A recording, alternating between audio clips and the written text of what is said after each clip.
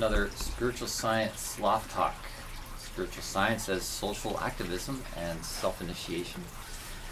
Super excited about tonight's talk called Best Sex Ever.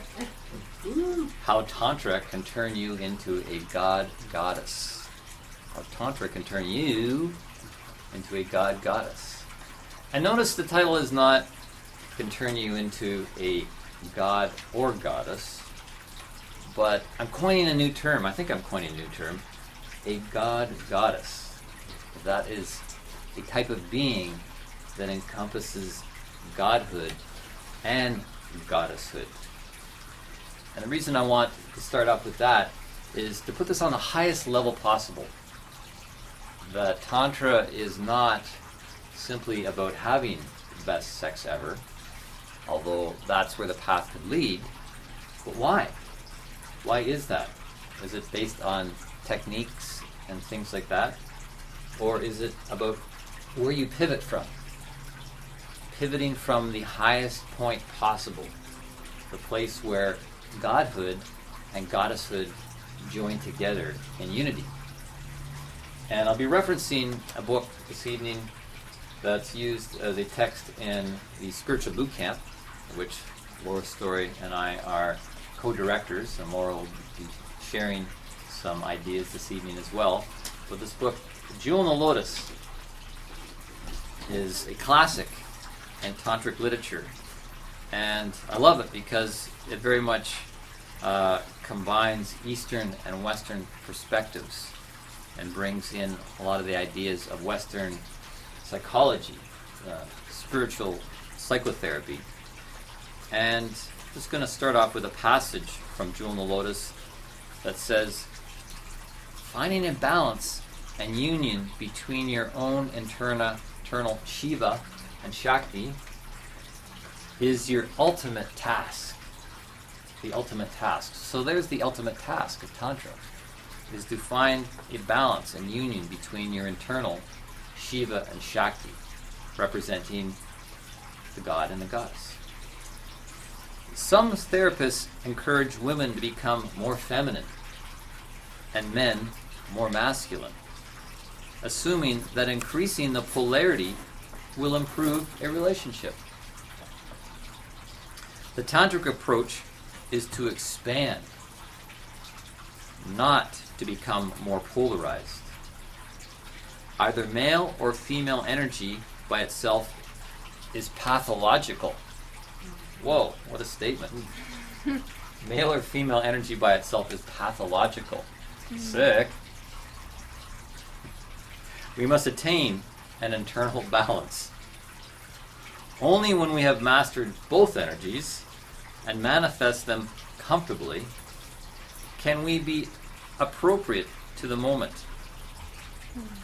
In an emotional moment, you are there to feel it. In an intellectual exchange, you are there to understand it. Being balanced doesn't exclude the extremes between the emotional and the intellectual. It only increases the size of the playing field. Woo! The playing field. Playtime. Only when we have realized our inner completeness do we find our divinity. Thus, the title tonight is about how Tantra can help us to manifest our God-Goddess. That we each have a God-Goddess within us. And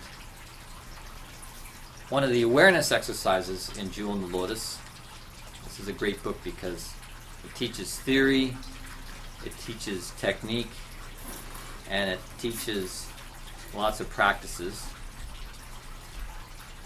One of the awareness questions is, make an honest assessment of your willingness to explore the other end of the continuum. Particularly if you find yourself sitting on one extreme in a highly polarized position. Remember, the goal of Tantra is to transcend male-female duality, to become androgynous. Are you ready for that? So raise your hand if you're ready for androgyny. Most of So the time. some of these people have their hand kind of half up. That doesn't work for androgyny. You can't like have your hand half up for androgyny. You know, it's a big statement. Like, it's a big concept, and it really is a transcendental idea that is badly needed to be more well known in our culture as people wrestle with identification around their gender, their sexuality, and in this time where the continuum, the spectrum, is opening up. This whole idea of a rainbow, of the rainbow tribe, and everybody having their own individuality, and to be able to play different positions on the field, to play different positions on the playing field at different times. Okay, you go out and you play offense. Oh, now we need you to play, defense. We need you in the net right now. That you can move around on the playing field. And if the playing field is the bed, that you can move around on the playing field of the bed by moving around the continuum. Which is really important because, sure, we do work still with duality and polarity, the polarities of electromagnetism, but there is a switch in polarities when people are engaging in intimate activity, that there may be more electricity coming from one and more magnetism from the other, but particularly at the moment of orgasm, there's a switching of polarity, and they will go to opposite poles. And you have to be comfortable with that. Otherwise, that's where things can tank in intimacy. And problems can arise if people don't understand this polarity switch. It can feel very uncomfortable, and people can get very awkward around it. I want to read a quote regarding gender identification and individuality from a dear friend of mine, Rudolf Steiner. Speaking back in the 19-teens, he says, "Of course, a materialistic view of the world and of the human being, which recognizes only what can be touched and seen, naturally sees in man and woman the physiological differences. Anyone who remains with this materialistic view will simply miss something that is far greater and more decisive than sexual differences. They will overlook the individuality which goes beyond gender and is independent of it." And this is a part of the problem with our materialistic age, our atheistic age, that does not recognize anything beyond matter that can be seen with the senses. They feel that that's it, that there is no spiritual world, there's no spiritual nature to us. And what you see is what you get. You got a male body, you got a female body. Well, you don't like it, well then just, try and get your anatomy changed, a sex change or something like that. But I'm not judging that, I'm just saying that there's other levels to us, that if we move our consciousness, our awareness, and our activity to those levels, then we have this broad playing field that allows us to express the whole range of possibilities independent of our physiology. I also always like to point out the word individual. To be an individual, the word individual from the Latin individual. Individual means not divided in two. That when you're an individual, you're no longer subject to this polarity of two-ness, this binary way of looking at ourselves, and that you are whole and complete because you have built yourself into something that embraces the whole spectrum or continuum.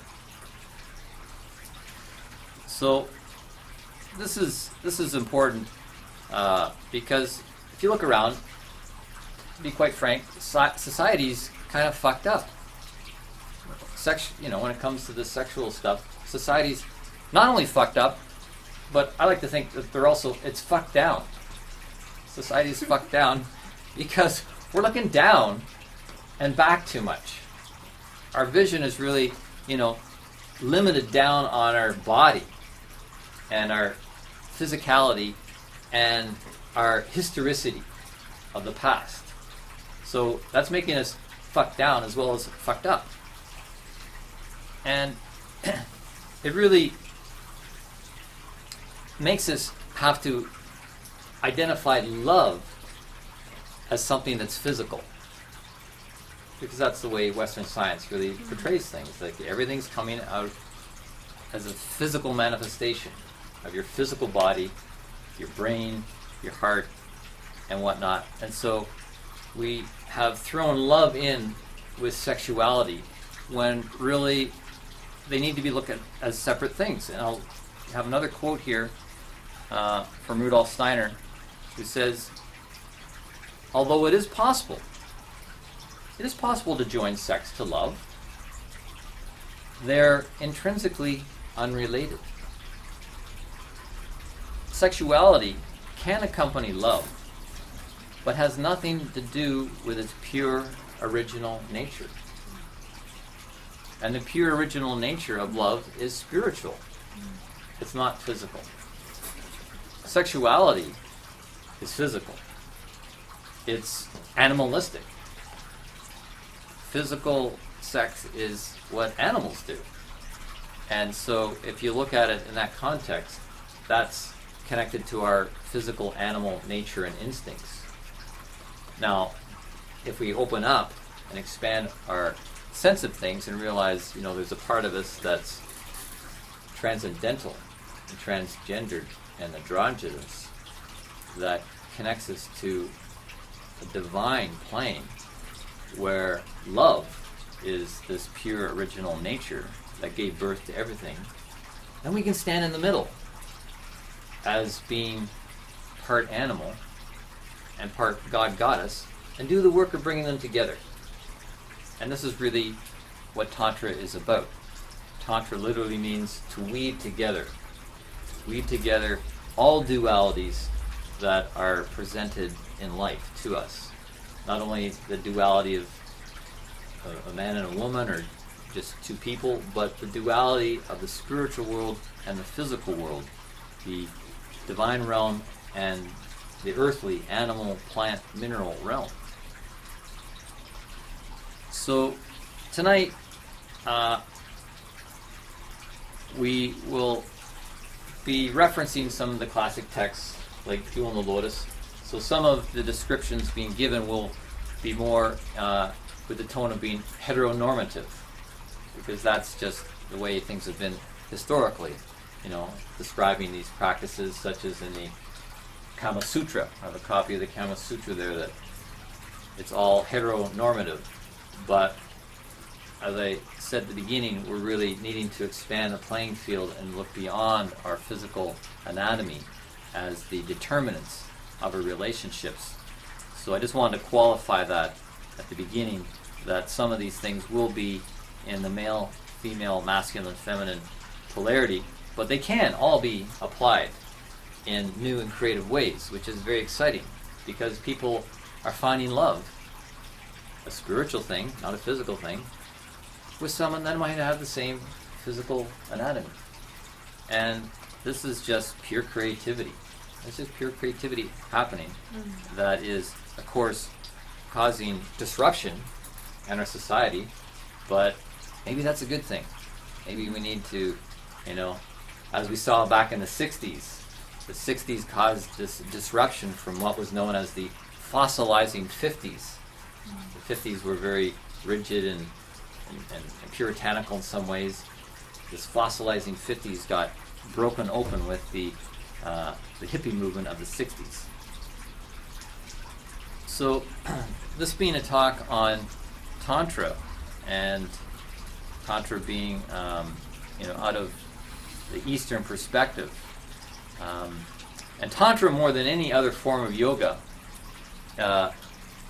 wants to emphasize the importance of addressing sexuality, the sexuality in the human being. And it also, we have to bring in this thing about chakras. You can't talk about Tantra without talking about the chakras. And working with the chakras is different now than what it was in the classic traditions, and which is why I like Jewel in the Lotus so much, because it is a modernized version of Tantra that looks at the new path of working with the upper chakras first. In the classic traditions, you worked with the lower chakras, the root chakra and the sacral sexual chakra and the power chakra, and you moved up the spine, through the heart, up eventually to the crown, to open the crown chakra to the higher planes and to receive impregnation from the divine worlds and enlightenment and nirvana and sarasara and things like that. But that was when things were held by a guru in an ashram and a traditional classic yogic training, which doesn't exist in the same way anymore. It's still alive and can be found, but in the modern path of things, modern consciousness, we're becoming more self-determinant and therefore need to really, as the name of this group is called, it's self-initiation. How to self-initiate, which means these upper chakras need to be developed where, for example, with the third eye, we develop our own vision. The third eye chakra, often referred to as the guru chakra, which allows us to open connection to higher guidance so that we can guide ourselves with the holding of the lower chakras, which is where this primal animal power is held. The third eye must be opened first. We then learn to call in the witness consciousness, our own witness consciousness, our individual soul, to maintain objectivity while the emotional clearing takes place. The witness is essential to that process. No amount of catharsis will release old emotional memories until the witness is present. So that's the third eye chakra. Then we must bring this consciousness to the emotional memories in the lower three chakras, particularly in the etheric or the pranic body, to release our attachment to them, to learn the lessons for which we've created that experience. Western psychology has focused on this process, and many methods are available. When approached in a spiritual context, these methods are enhanced. Then the goal is to integrate emotional fragments to bring harmony between the body and mind, so that the body-mind can enjoy divine presence. Yeah. So we turn on things up here, which is happening anyways. Just look at people in modern Western society. We're really turned on up here. I started getting involved with chakras. Actually, the very first spiritual book I bought when I was 19 years old was this one here, Energy Ecstasy and Your 7 Vital Chakras. I was 19 years old and I was like, oh man, I really want to get into this. Find that?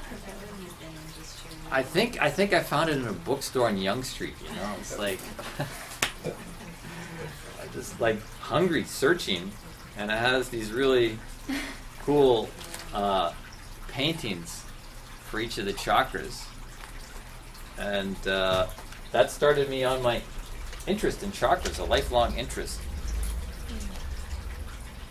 Let me get to the next part now. Now it talks about the heart chakra.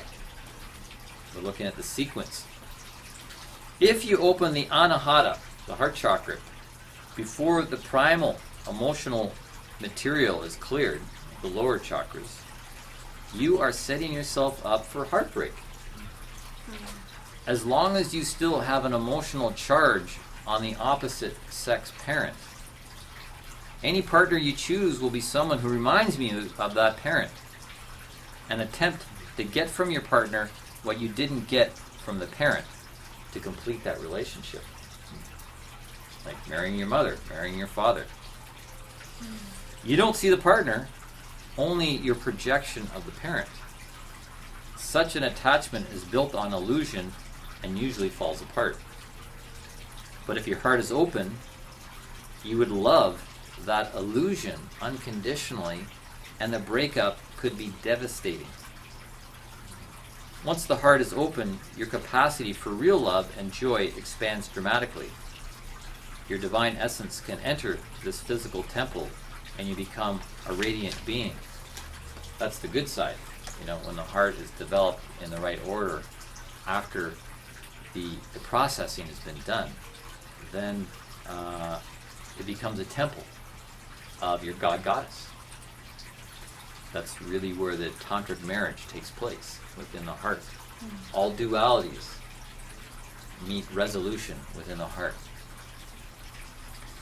So, something to think about, and to really consider about how the need to connect to our God-Goddess is transferring our projection onto our parents, onto our own divine parenthood, right? We have to become our own parents. We have to be balanced in our God-Goddessness to then be able to parent ourselves. Now, if this isn't done,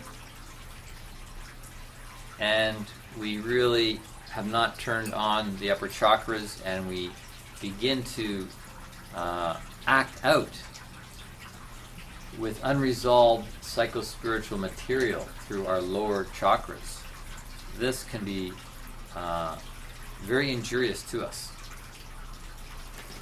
Because we have the solar plexus chakra, which is the power chakra. Then we have the second chakra, the sacral sexual chakra, the genital area. And then we have the root chakra, which is in the area of the perineum, the prostate for men, and the cervix for women. So if you're really acting out unresolved psychospiritual material through these lower chakras, the power of the power chakra driving your sexual drive and desires, think of the impact that can have on your root chakra. Your rootedness spiritually, and then ultimately your rootedness physically in the world. And you can see people that have become activated sexually at an early age and gone full power into exploring those lower chakras rather indiscriminately, because they're not coming from a place of vision and higher guidance, can really whack out the root. They can knock the root out of spiritual rootedness and become ungrounded physically. So, for those of you that have not had the best sex ever, so far in your life, you might actually step back and be thankful that you didn't jump into relationships and jump around from bed to bed and relationship to relationship, partner to partner, ungrounding yourself through that. We all have this FOMO thing, right? FOMO, you know what that means? Fear of missing out. It's like an internet term. That's driving people, to want to be part of the sexual trend of things. But you might actually thank your guardian angel for protection that you might have had from overdriving that sexual impulse and ungrounding yourself. And recently we had a weekend immersion with the people in the advanced training of the spiritual boot camp, and we all had the dyad on this question about how has your sexual behavior and activity impacted your spiritual rootedness and your verticality. How has your horizontal activities affected your spiritual verticality and rootedness in spirit? It was a very interesting time to have people look at their sexual history and in light of that question, because I think we all have stories around that, because of the misdirection of energies and focus, like poor Mick Jagger, always singing over and over again, I can't get no satisfaction. You know, maybe he's just looking in the wrong place, looking in the wrong way, like that country song, you know, looking for love in all the wrong places. The problem is, you know, often misdirection of these lower energies. And again, I'll quote our friend Rudolf Steiner talking about sexuality versus love. In this materialistic age, it is exceedingly difficult to maintain a true perspective, this concept of love. Many of you will realize that it is in our materialistic times, this concept is distorted, in that materialism associates the concept of love so closely to that of sexuality, with which fundamentally it has nothing whatever to do. That is a point where the culture of our day abandons both intelligence and sound, healthy reason. Through materialism, evolution in our time is veering towards the unintelligent and illogical when love is dragged into such close association with what is covered by the term sexuality. You know, we have this term, making love. You know, really means like you're going to have sex with somebody, eh? We call it making love. But it's not necessarily making love, and it's not necessarily satisfying. People aren't necessarily getting that satisfaction because it's not satisfying the spiritual thirst of the God goddess, that part of us that partly incarnates to have a human experience, when it's really just about sexuality. And that's not to say that all sexuality has to be about love and romance and that. I mean, Tantra is a practice that can be done between two people who want to come and just become more activated on multiple levels. Doesn't mean they have to be in a romantic relationship and have all those romantic feelings. It's a very high level of consciousness that needs to be there, even if there is those bubbly romantic feelings. It's about coming together on a very high level of agreement. So when we look at coming together, so often in our age of materialism, it is about a physical level. And then often it is just about those bubbly feelings, you know, the heart, emotional level. But the priority needs to be to engage first spiritually and energetically. And so now I'm going to start talking about practices that will help that. Right now you're probably thinking that, you know, where's Jesse going? I haven't really talked much about tantric sexual practices, as if maybe I'm not, you know, in favor of sexuality. But needed to set the right context. We need to reframe the whole thing, because that's part of the problem, is the frame around it all is the wrong frame. And when you have the right frame, then what goes on in the frame will have a different tone accordingly. It's this whole thing about center and periphery. People are always like trying to find the center of something, and they're dissatisfied, not realizing it's also what the periphery is holding, what's coming from the periphery. And we'll see that in Tantra, that it's not so genital-centric as Western sexuality. In Tantra, a lot is about what's feeding from the periphery, from the circumference. So we were talking about how the third eye chakra really needs to be activated first. In Jewel and the Lotus, there's a practice called third eye attunement, where you attune with your partner firstly through the third eye. Not going for the sexual bits, but first with, here's a picture. from Jewel of the Lotus, third eye attunement, where you have a couple that are lined together with their foreheads touching. They've got their clothes off, but they're not touching each other except at the forehead. And you can put a little bit of moisture on your forehead to increase the conductivity between the brows of each person. And through this touching, there can be a synchronizing of the brain, but also transmission of psychic energy between the couple that syncs not only brainwaves, but the etheric field and the astral flows, and ultimately the divine nature. And of course you can work at syncing the breath. The breath is always a foundational aspect in any yogic practice, to sync the breath. But while lying there, you send energy back and forth through the brow for like 5 minutes. And this will change the state of being of the two people. I'm also going to read another section similar to this called the Tantric Kiss. Tantric Kiss is, again, placing the two foreheads together. Who is Tantra good for? It's good for people that are suffering from PRSD.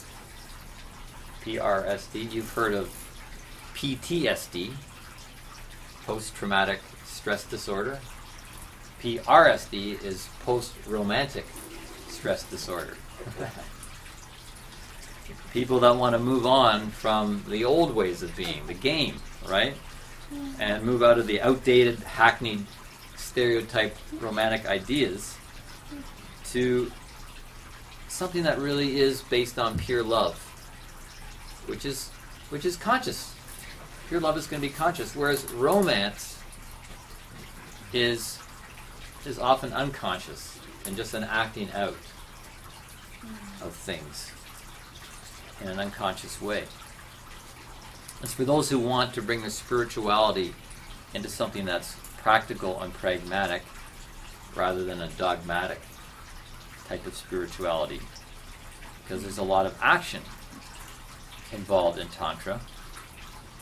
It's about cultivating awareness of divine energy within the erotic impulse. Yeah, you become aware of the divine energy that is in the erotic impulse. And I like to say that it's the thing that gives us the power to climb up Mount Tantra to higher heights of vision. We need some sort of fuel, some sort of power to climb Mount Tantra and to get to the top where we can see eternity.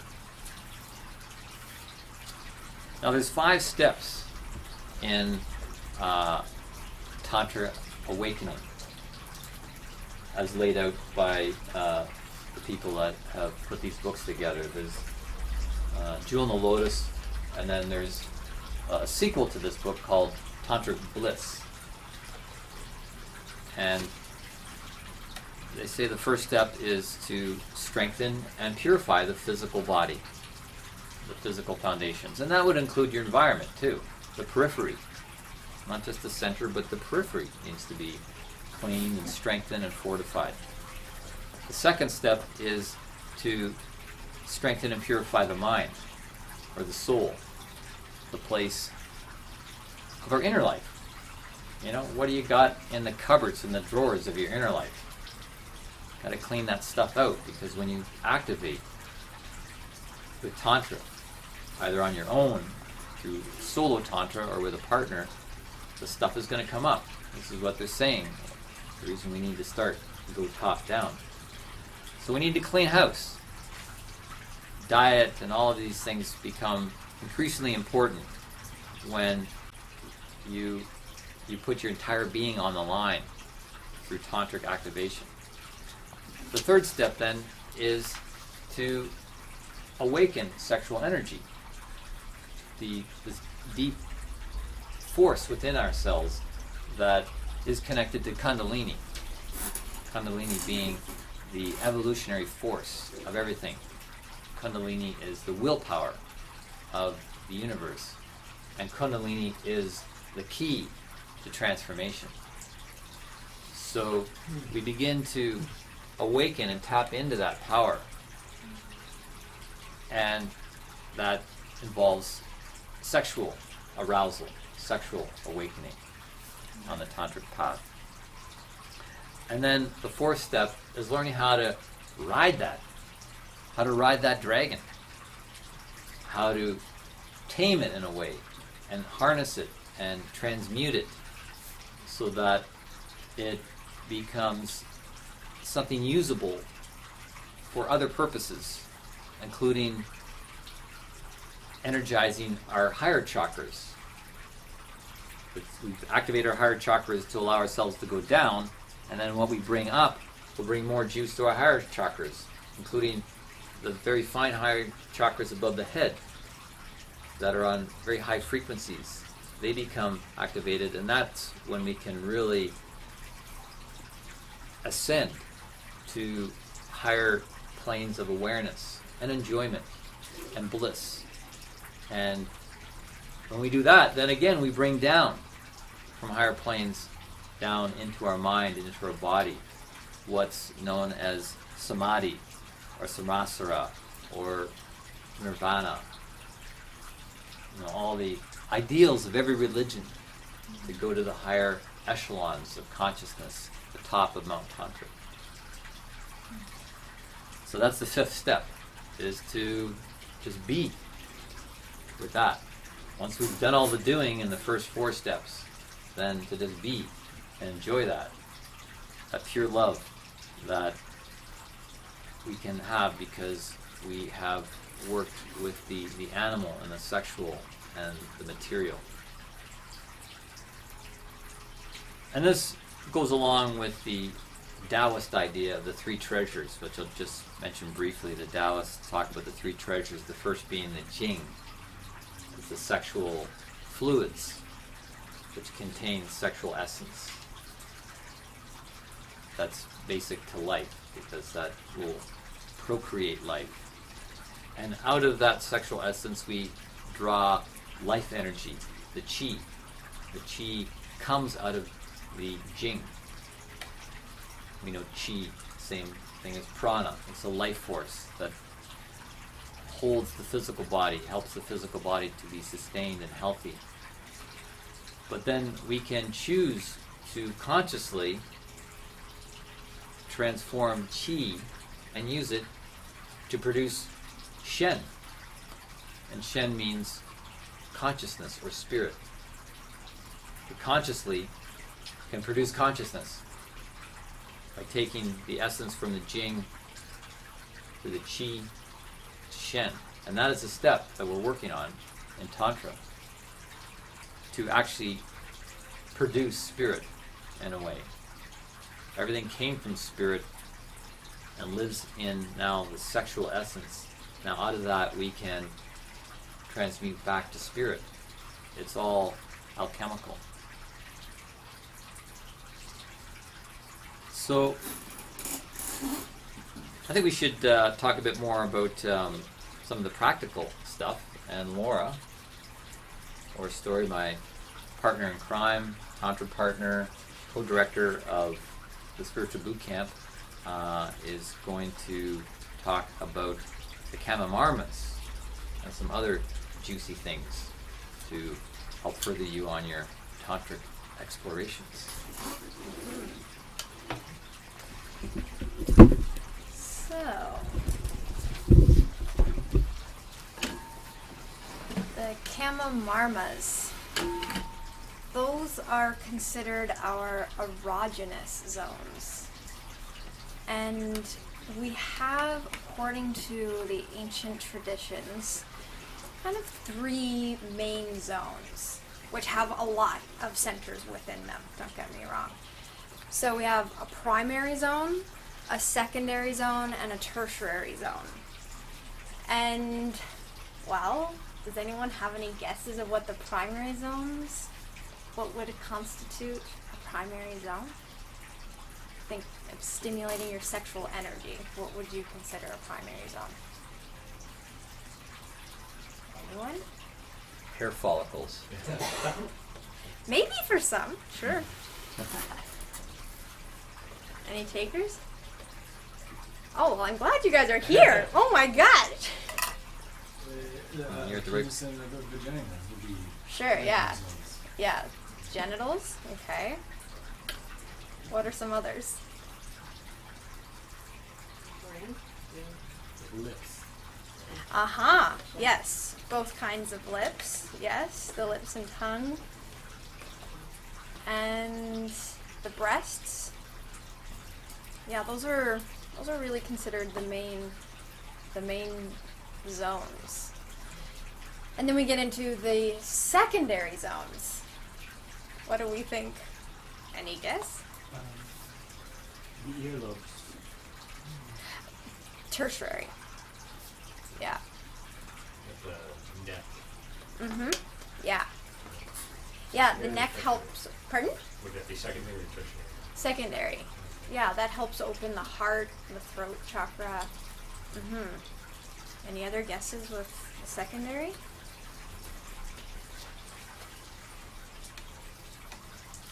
Bottom of your feet. The feet are considered tertiary. Hmm. And so are the big toes, which some people like all sorts of adoration and fondling with.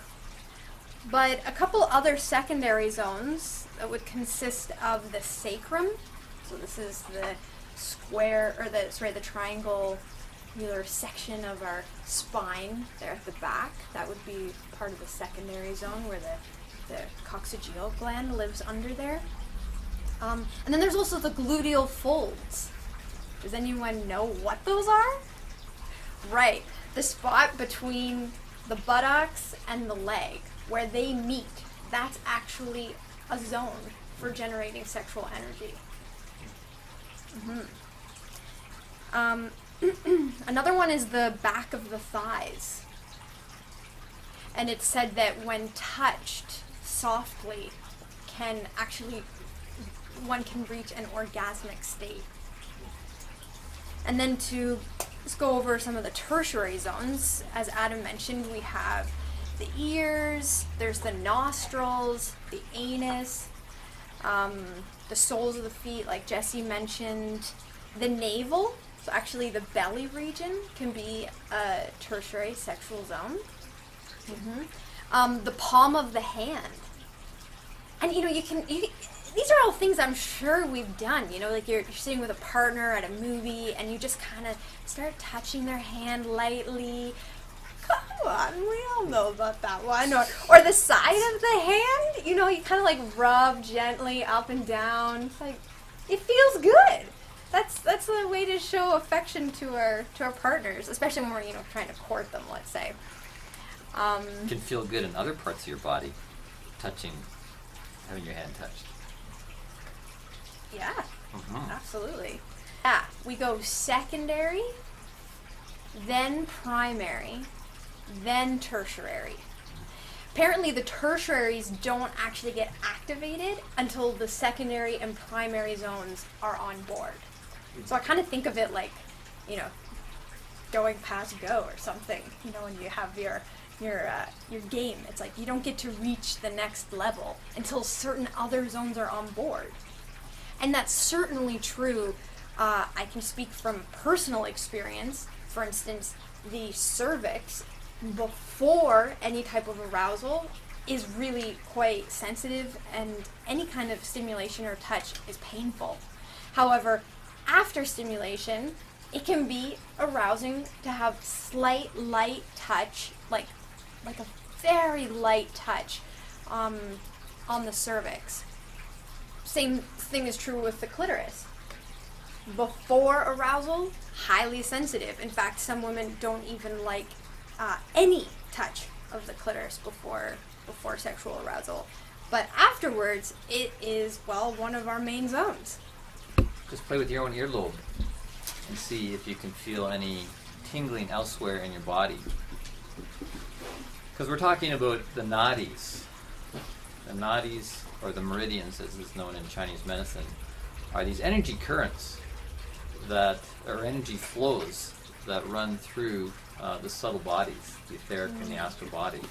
So there's one in the earlobe that has quite a close connection to the genital area, and often you can feel a tingling in that area, which is really important information because we're so genital-centric in Western sexuality that people just want to go for the meat, as it were, before having salad and soup, and the garnish is on the side. And in fact, just to comment on that, the zones, each of the zones, we can caress them in many, many ways. They like to be kissed, licked, flicked, sucked, temperature differences, like applying something hot, applying something cold. They like to be adorned with the eyes and the heart.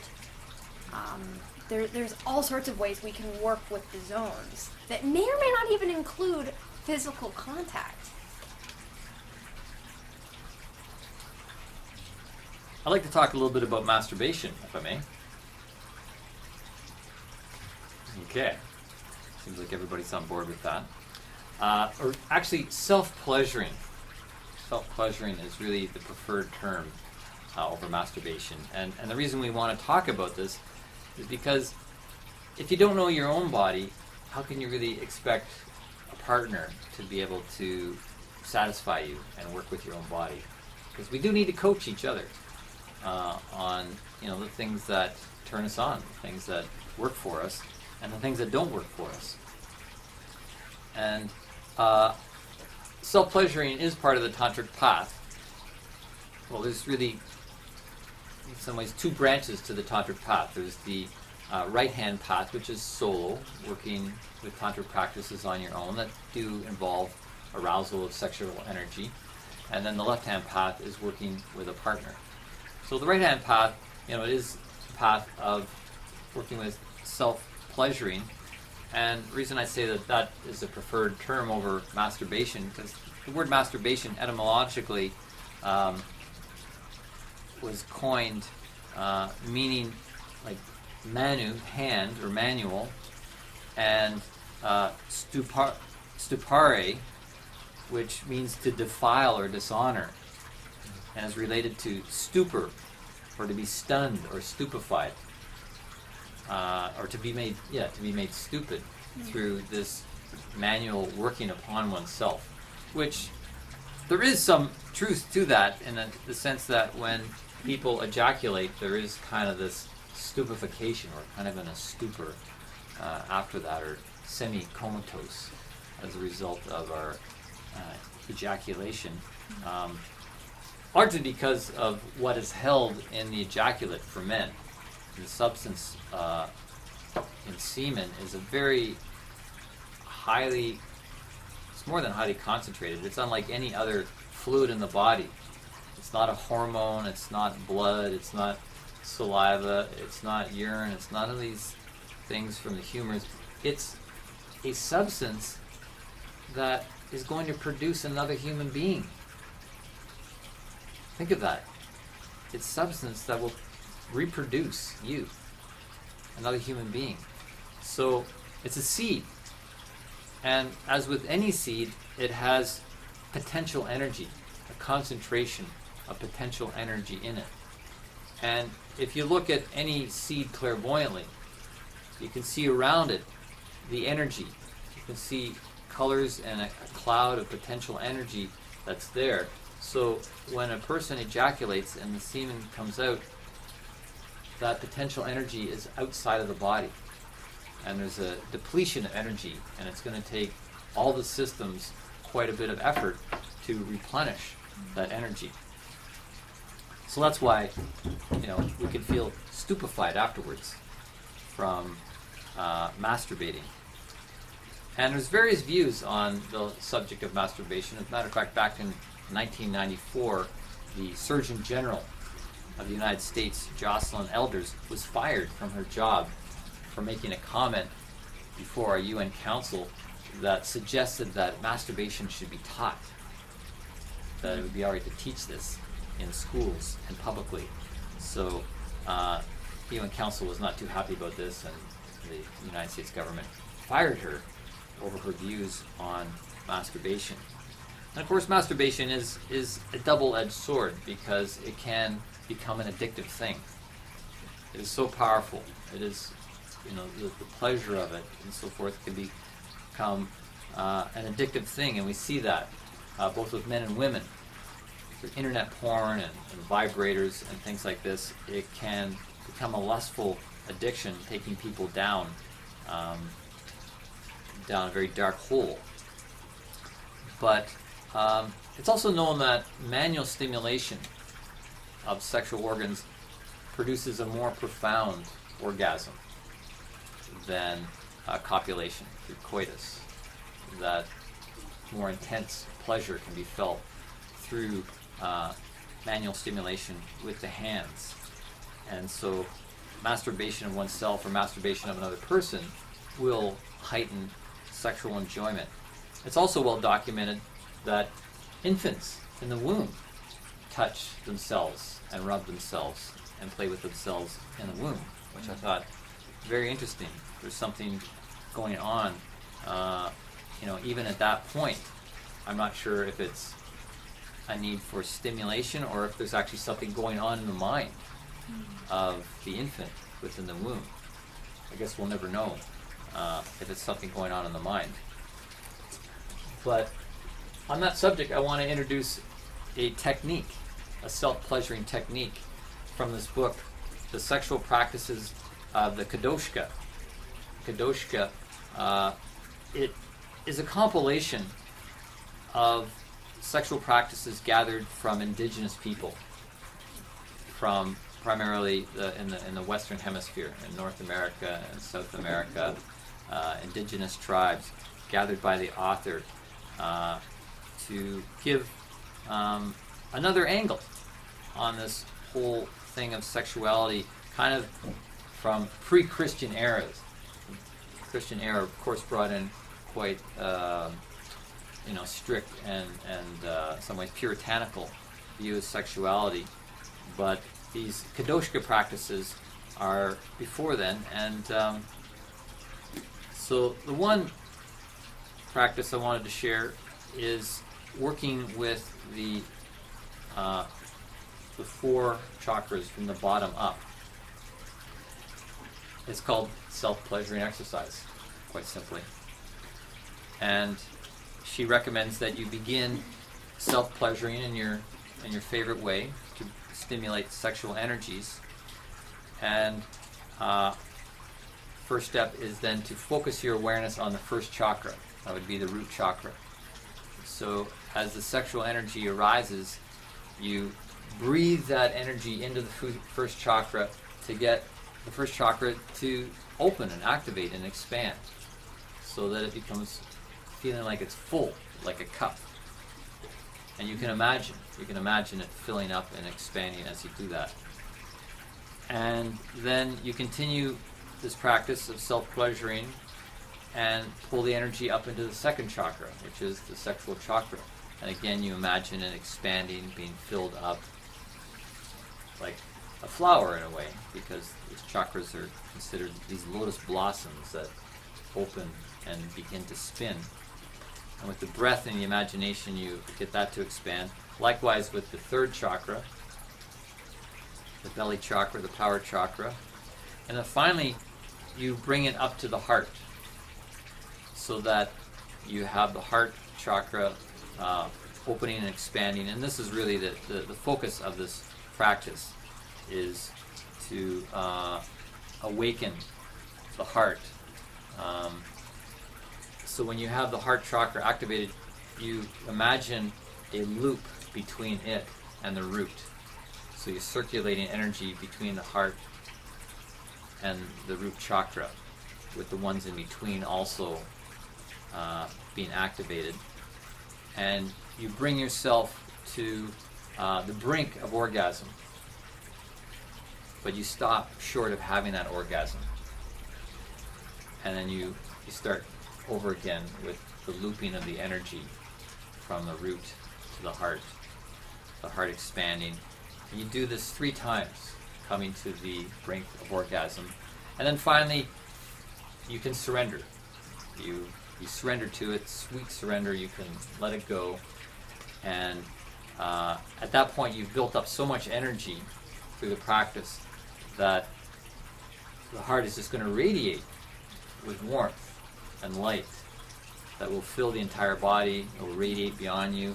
It will increase your own magnetism. And she says it's really a resculpting of pleasure back into the body. I love the way she describes it, a resculpting of pleasure back into the body. And that it's about re-educating your body through pleasure rather than pain. Think about how much our education is based on pain, or has a sense of pain with it. When you have that orgasm, it can be called a heartgasm. It's a heartgasm because the heart is really connected to the orgasmic energy that's taking place within your body, and you'll find yourself luxuriating in intense sexual energy for a long time. So I just really like the idea of this re-education of our subtle bodies through this, because think of how much people are living with kind of a low-grade anxiety and pain and depression and fear and doubt and worry. Like, it's become chronic to the point where the World Health Organization says this is the number 2 health concern, is depression and anxiety. For a variety of reasons. So, as individuals, we have to re-educate our energies, and through practices of self-pleasuring, it's not just a sexual thing. It's really to instill back into us this lost sense of enduring pleasure. She calls this lost sense of enduring pleasure, and replace the anxiety with a low-grade orgasmic energy that's flowing through your body all the time. Why not? We have the fuel, we have the circuitry, we just have to educate ourselves in doing this. And that's really putting on the mindset of the God Goddess. Right? The God Goddess in you is not sitting there with low-grade anxiety, depression, worry, stress, and so forth. That's not the mindset of the God Goddess. The God Goddess in you has faith and belief and hope and joy and love, and this ongoing circuit of orgasmic energy. So it really is a re-education of ourselves.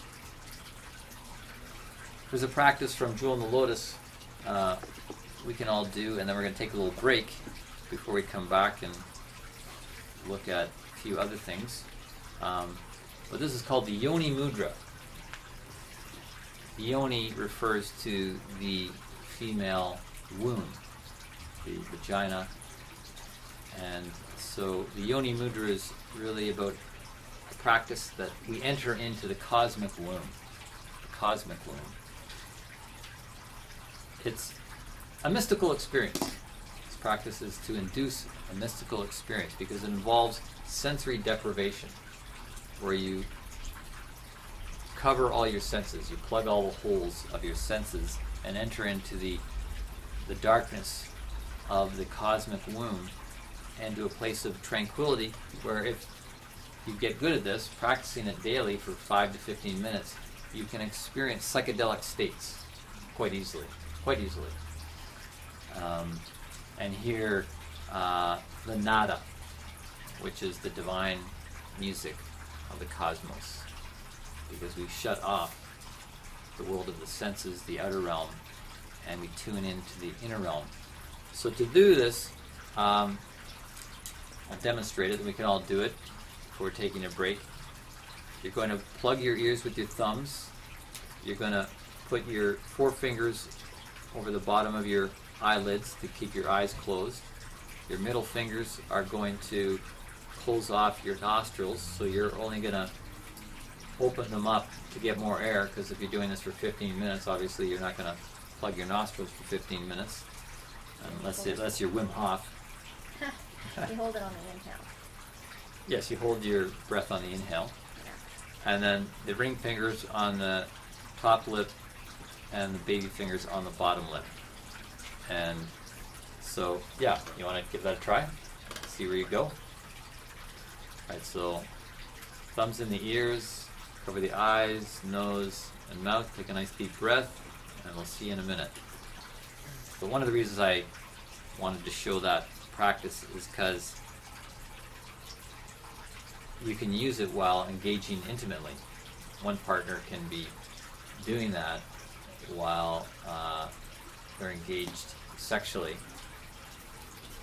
It shows a woman lying on the side of the bed with her head dangled over the back of the bed, doing the Yoni mudra while the man is penetrating her. So there's something you can try at home. We just finished talking about some of the self-pleasuring techniques, and wanted to add a bit more to that, largely with the men's stimulation practices. Although this one is also for women, and it's how the tongue can be put to the top of the mouth, the palate of the mouth, to stimulate. There's points, stimulation points in the roof of the mouth. At the front of the palate, it's primarily for the pituitary gland. That's the master hormonal gland. And in the center of the palate, it would stimulate the crown chakra, because it's right on that highway of the Sushumna, the energy highway, the information highway that runs through our being. And then if our tongue is put towards the back of the palate, more towards the soft palate, that's going to stimulate the pineal gland. And that's considered auto-intercourse, because the tongue is in a way a replica of the penis.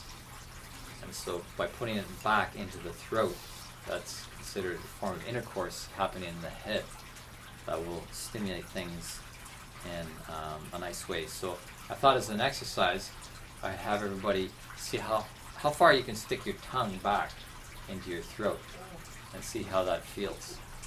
What if we can do the Kachari Mudra? This is the Kachari Mudra, in a way, considered the grandfather of all mudras. So yeah, play with your tongue in your top palate and see how it stimulates those centers. This going to the back to stimulate the pineal gland.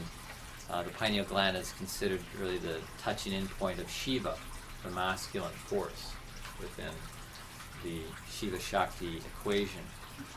And when the pineal gland gets woken up, then it will shoot a spark across to the pituitary gland and awaken the hormonal master gland and stimulate the flow of hormones in the body in a very, erogenous way, you could say. Another way that men can stimulate and enhance their virility and so forth is a practice such as sitting on a tennis ball every day for a few minutes, as long as it's comfortable, placing it in the area of the perineum. That's the fleshy place between the anus and the genitals. Tennis ball, or I prefer a rolled up face cloth. Just put a rubber band. I find that tennis ball is a little hard, so I just use a rolled up face cloth. Or you can take a sock off. You might want to take a sock off, roll it up, and Can you pass place that it. around so we can look at it? Sure, would you like to try it? Sorry, you have to get your own. So that's stimulating the prostate gland, which is a master gland for men that's involved in the production of hormones and the ejaculatory mechanism within the body. The place where the semen itself is manufactured is in the testicles, which is why men should massage their testicles every day. You should squeeze them fairly roughly too. They can take quite a licking and keep on ticking, as it were. Just as long as you don't bang the balls together. That's important. That'll hurt. But to massage them, to put your fingers around the scrotal sac and pull away from the body, stretch out the scrotal skin. Scrotal skin is amazing skin. There's no other skin like it. How evolution produced this, it's amazing. But it's got this elasticity so that it'll always hold your testicles at the right distance from the body. And so they're held just in the right body temperature to produce testosterone and keep the testosterone alive, because if it's too hot or too cold, it's going to kill off your semen, your seed, and your reproductive ability will be lessened because of that. So it's just, anybody who thinks there's not some sort of intelligence behind evolution is just blowing bubbles out their neck, as far as I'm concerned, because the balance of things is so fine that there's definitely a lot of intelligence built in to our physical bodies. So, Laura was going to share some more exercises on stimulating our sexual forces.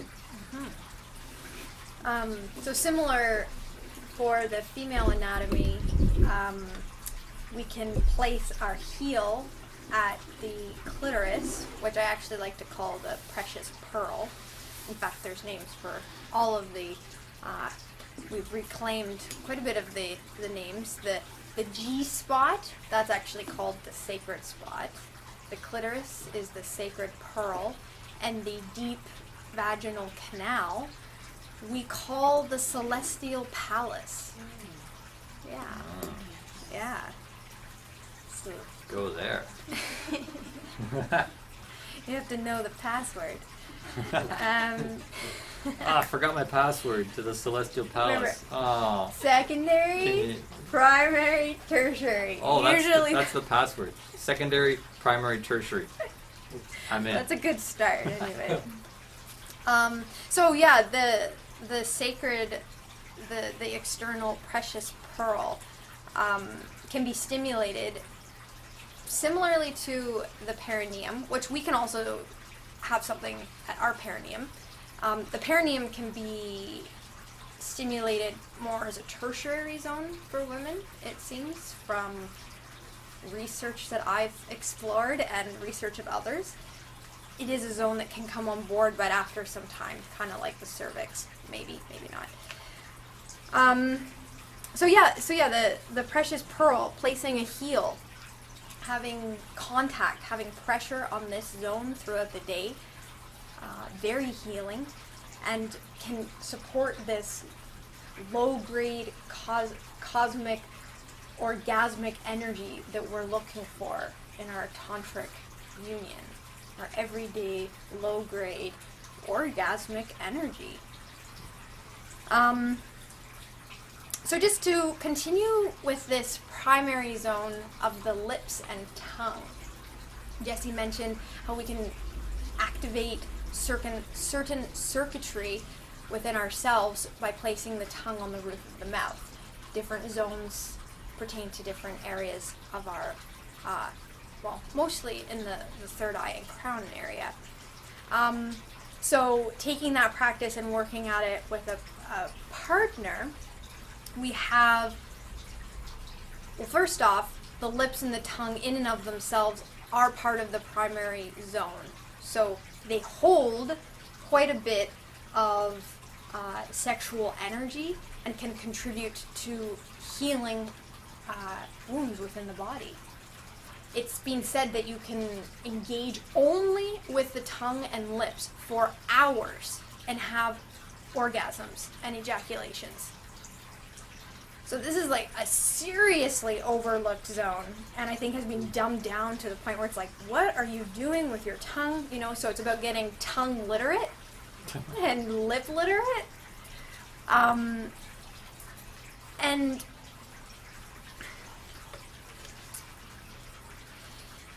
the ancients call this licking of lips an indication to your partner that your sexual energies are starting to ignite and that you're preparing the field to be plowed. That's what they used to say, or how they call it. So we have main channels of energy, the meridian, and these circuits can be completed. You can complete them on yourself or your partner. So for instance, sucking the upper lip of a woman directly connects her to her clitoris, or as we know, the precious pearl. So there's a direct line between the upper lip and the precious pearl. Now there's also a direct line between the lower lip and the penis. So sucking on the lower lip can connect you with your penis. And generally, as we know with Tantra, it's pretty heteronormative. The circuits are a woman receiving the energy out of the jade wand, the lingam. However, in this practice with the tongue, as Jesse said, where it's considered a penis in and of itself, this tongue, and we can place it on our partner's palate to complete the circuit for them.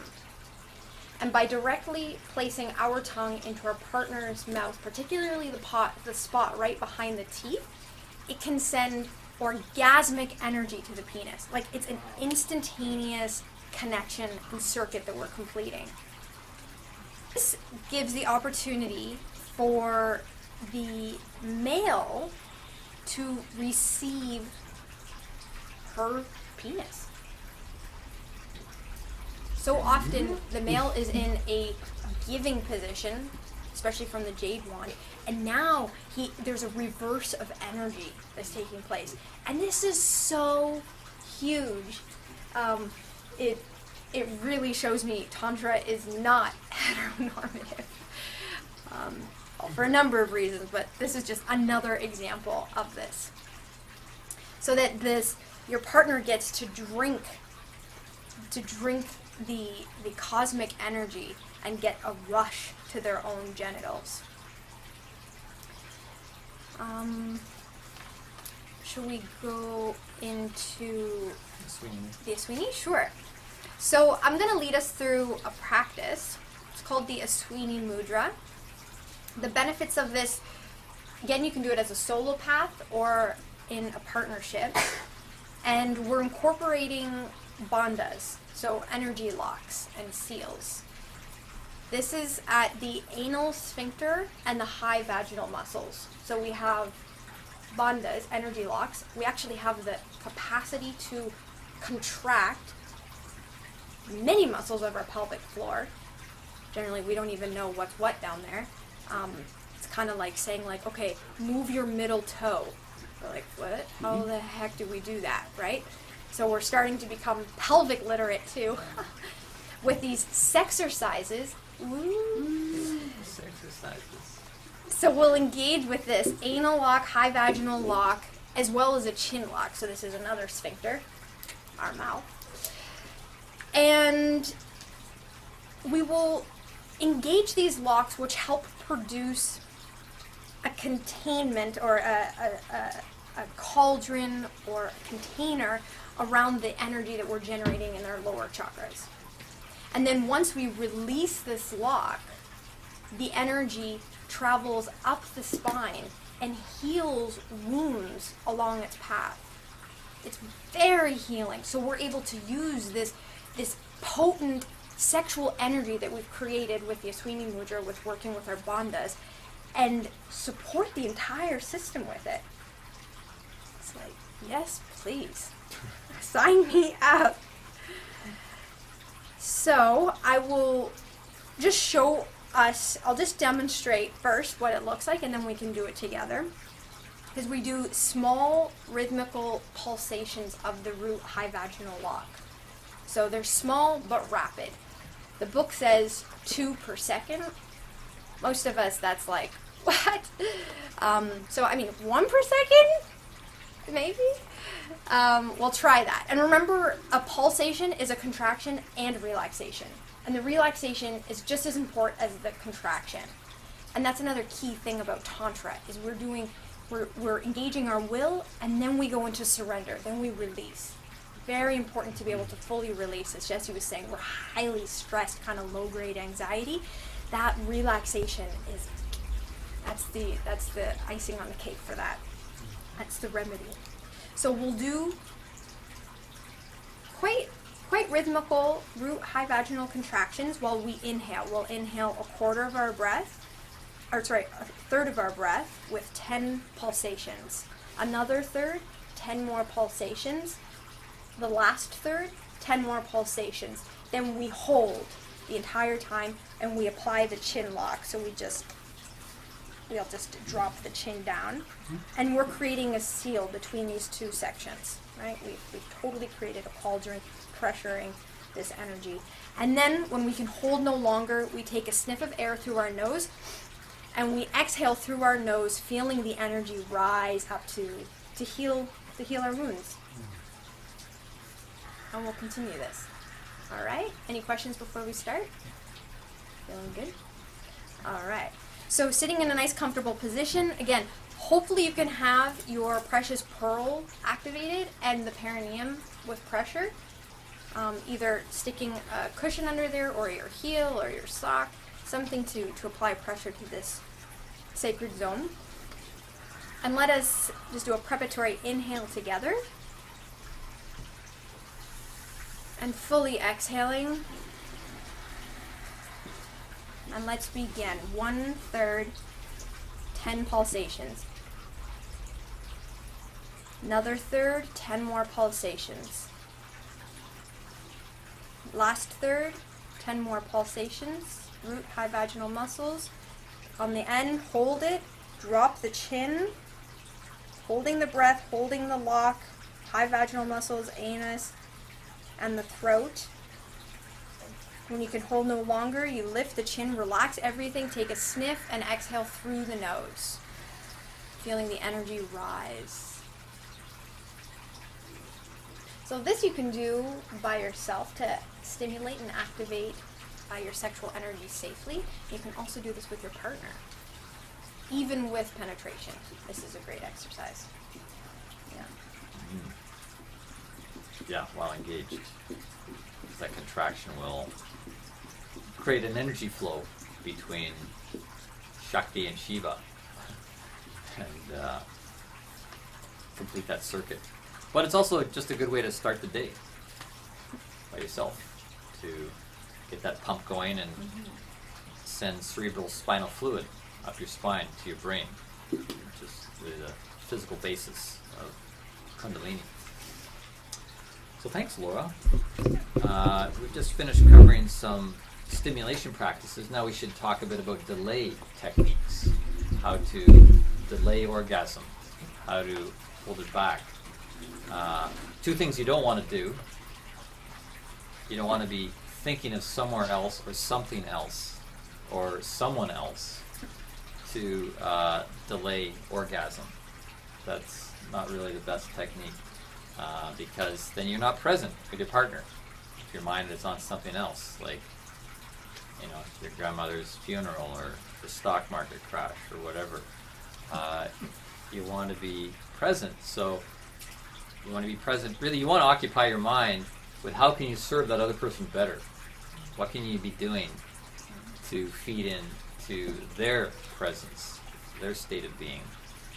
The other thing that is definitely not to do for men is to, if you're having an orgasm and trying to stop it, is to grab the end of your penis and hold it, because it's too late at that point. The seminal fluid has already gone into the penile tube, and if you're stopping it from coming out, it's going to drain back possibly into the bladder and cause bladder infection. So those are two things not to do. What you do want to do is use what's known as the tantric lock, where you take 2 or 3 fingers and you press at the base of the testicles. The seminal fluid comes out of the testicles and rotates up in the body and then out the penis. So you can stop the seminal fluid from coming out at that point, and it just stays basically in the testicles or gets reabsorbed into the blood, and that's great. You want all the energy and the nutritional aspects of semen to be recirculated in the body. And by using, one other one is eye rolling,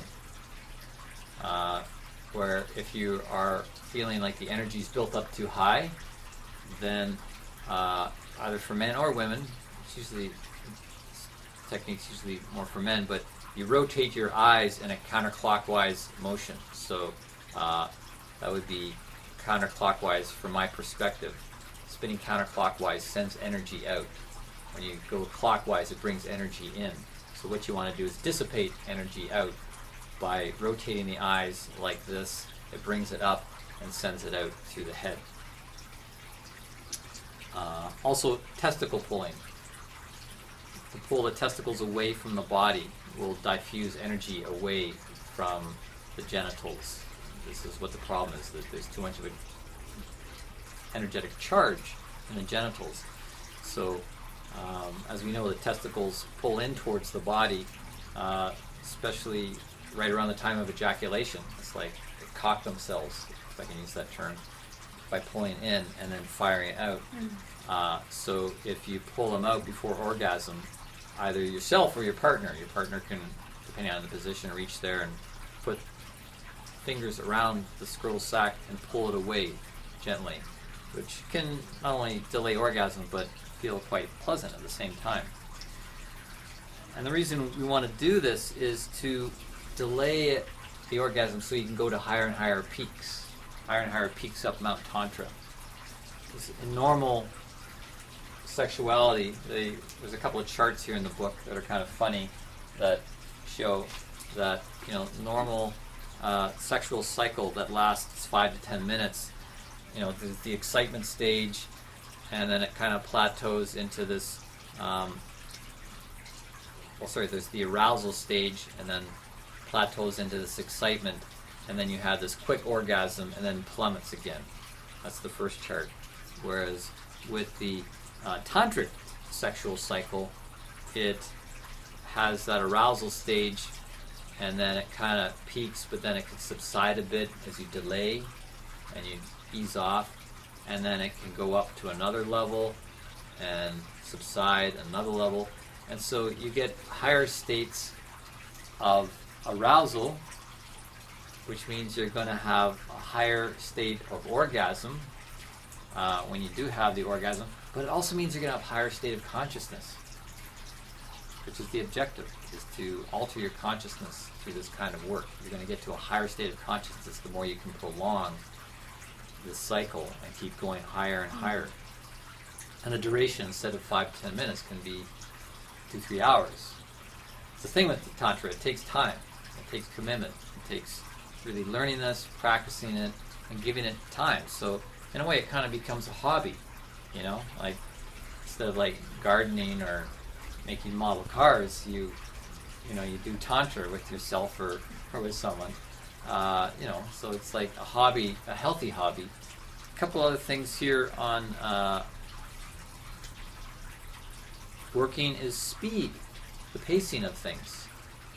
I was saying Tantra takes time, partly because you need to slow down. Life energy moves on a different pace than the mind and the brain. The brain can be very, very fast, lightning fast. And Shiva is fast. Shiva lightning, things come in quickly. The Shakti energy is wanting to slow things down. The feminine energy, feminine cycle has a different pacing, and we need to honor that. so that there's time for the energy to build and creative juices to flow and the hormones to get in. It's a bit like a plant. You know, a plant, you don't really perceive movement, but you know, you could look at a plant in the morning and look at a plant in the afternoon, and it's looking different. It's in a different gesture. So you may not notice movement, but there's stuff happening if you're feeding into it. So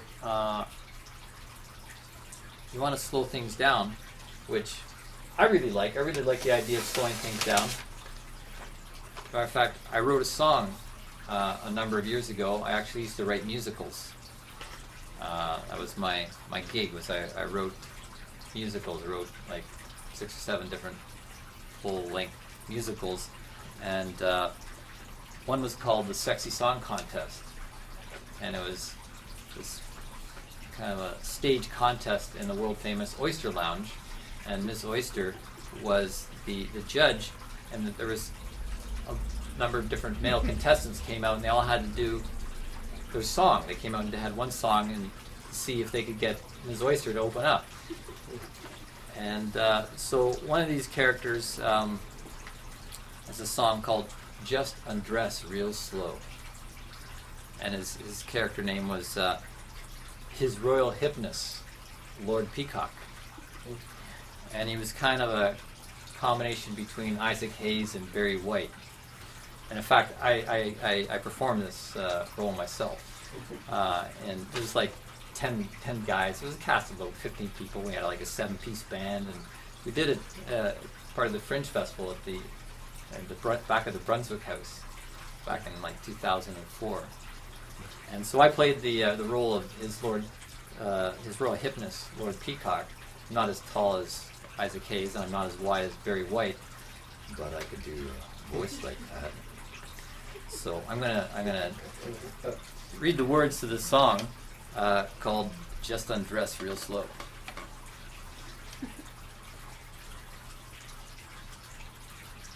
I just want to say how beautiful you look tonight. Takes my breath away. And everything pumping through my veins is begging me to stay. Unplug the telephone. There's only one call you want to take. It's the direct line from my heart. And the love we're gonna make. I want to caress away your cares with the stroke of my hand. I want to take you in my soul, girl, and let you feel how I'm a man. I want to kiss your lips, kiss your eyes, kiss your pretty little nose. I want to fill you with my love, babe, from your head down to your toes. Comes the chorus. Gonna touch you on your back. And the background singers are going, ooh. Woman, I'm gonna touch you on your front. Then woman, I'm gonna touch what's in between. Just undress real slow. Then leave the rest to me. And when I'm finished covering your body with my kisses, I'm going to turn my attention to the part that's most delicious. I'm going to make love to you, woman, like I've never made love before, until you're a puddle of ecstasy lying on the floor, with my body pressed against yours, so your sweat's dripping down mine. 1 and 1 is making 1, babe. Our worlds are intertwined. And when you think we've reached the end, I'm gonna keep it moving. This love train makes no stops. I know the secret to keep you grooving. Gonna touch you on your back. Woman, I'm gonna touch you on your front. Then woman, I'm gonna touch what's in between. Just under us, real slow. Then leave the rest to me. Just under us, real slow. Leave the rest to me. Yes. Thank you. My very white impersonation. When I was young, I actually had this woman. We were talking about sex, just like as like a teenager. She said, "You know the best sex?" She said, "The best sex is make-up sex." It's like, make-up sex? It's like, yeah, the best sex for her was when you were making up after like a breakup or a fight, some sort of tiff, and then like all of a sudden it turned and it was like, oh, time to make up. She said that was the best sex, make-up sex, and I always remember that. It's like make-up sex, and I've never really had opportunity to have make-up sex, but I wondered why, and I figured out why is it so good? It's because the emotions are involved. The emotions are aroused when you're making up. It's not just a physical thing, but your emotional life is engaged. It's there behind the hands and the physical body parts.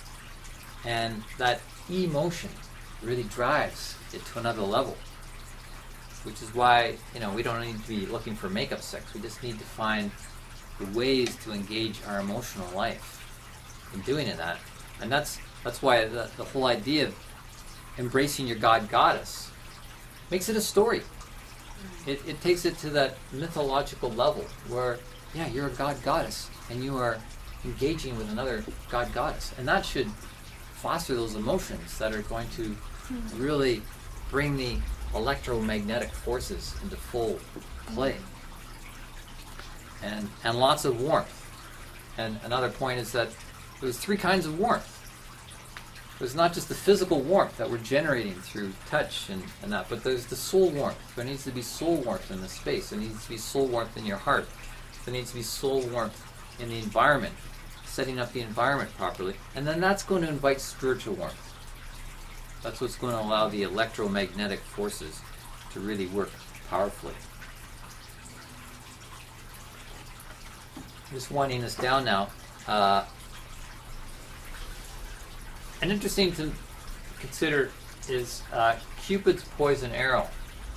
This big book is talking again about ejaculation and what's going on in the human being, the man, when he ejaculates. And there's an interesting quote here by Tolstoy. He says, "A period of intense sexual love was followed by a long period of anger. A period of mild love induced a mild irritation. We did not understand that this love and this hatred were 2 opposite forces of the same animal feeling." And what the author is talking about, and why she calls this Cupid's poisoned arrow, is that when a man ejaculates and there's a loss of life, there's a loss of semen, that this loss of life is registered as a threat to his systems. And this is why there can be this anger or irritation after an ejaculatory orgasm. And the emotional response, can turn negative. Because the man's going, perhaps on a completely unconscious level, that he sees the woman as a threat to his life. A threat to his life. Thus, Cupid's poisoned arrow. And they get caught in this push-pull, like I want it, I feel the magnetism, but then something is repelling because, oh no, something's going to die, I'm going to lose life, I'm gonna, you know. So just another argument for why, you know, to practice Tantra and learn these techniques to hold back. Do the transmutation breath. Oh yes. This is great for diffusing and carrying the healing energies of, well, you can do it pre-orgasm and post-orgasm and during orgasm. So, very exciting technique. Transmuting sexual energy into that divine energy that we're all, I think, really searching for. Just want to get it here.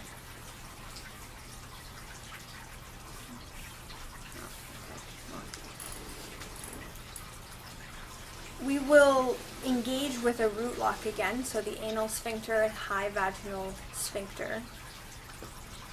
And we will, I'll just explain what it is. We're inhaling the energy, and then we exhale, chanting out loud together, E, the sound E from the head, the third eye, Ah from the heart, and O from the belly, the genitals, the sacrum. So it's one full breath in, one full breath out with the E, Ah, O. Okay? Alright. Let us do a preparatory inhale. Exhaling fully. Inhaling, preparing. And exhaling.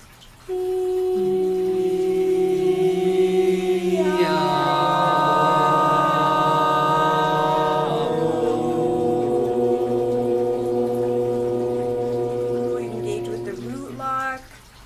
Releasing it, feeling the energy come back up the spinal column to the third eye. And again.